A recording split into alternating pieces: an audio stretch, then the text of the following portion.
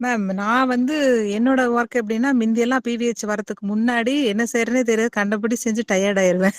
ம். எந்திரிச்சேன்னா, அதை ம். இதையும் ஒழப்பி எப்படியோ போட்டு உருட்டிருவேன். ஆனா, இந்த பிவிஹெச் வந்ததுக்கப்புறம் காலையில எந்திரிச்சதே பிளஸ் பண்ணி, "இறைவா! இன்னைக்கு நான் உன்னோட கருவி தான். ம். நான் இனி என்னென்ன நான் செய்யணுமோ, அதுக்கு நீங்க தான் எனக்கு வழி நடத்தணும். வழிகாட்டுங்க, வழி காமிங்க, வழி கொடுங்க."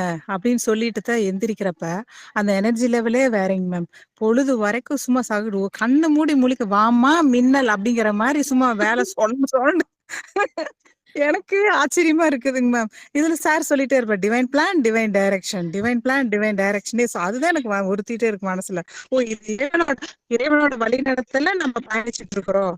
அப்ப நம்ப இன்னைக்கு வந்து இறைவனோட செயல இன்னைக்கு நம்ம இந்த வேலைய செய்யறோங்கையில, இறைவன் தான் நம்மள இன்னைக்கு வழி நடத்துறான் அப்படிங்கையில இன்னுமே எனக்கு எனர்ஜி வேற லெவல்ல போகுதுங்க மேம்.